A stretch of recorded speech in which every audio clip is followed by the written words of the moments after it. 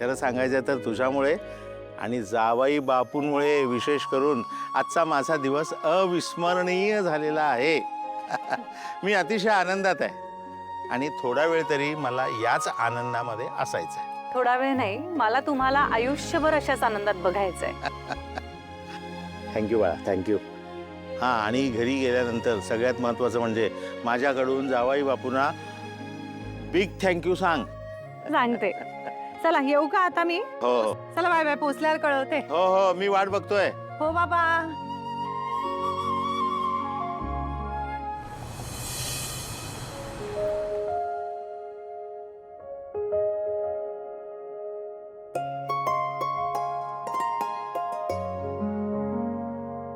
अरे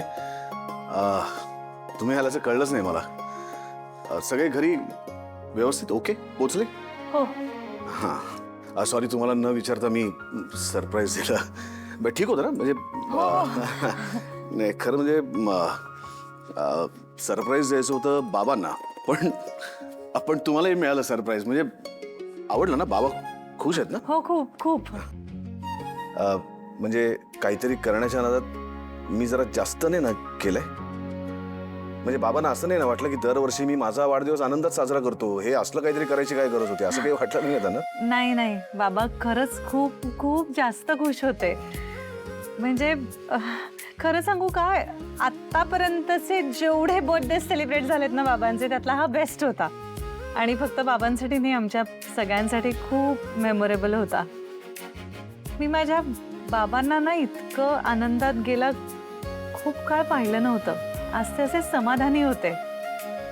म्हणजे गेला काही काळ ना, अगदी खरं सांगू तर हे लग्नाचं सगळं झालंय तेव्हापासूनच ते थोडे डिस्टर्ब्ड होते खूप आणि बोलत नाहीत. पण कळतं ना, आज मी बाबांच्या चेहऱ्यावर इतका आनंद पाहिला आणि मला खरंच खूप छान वाटलं.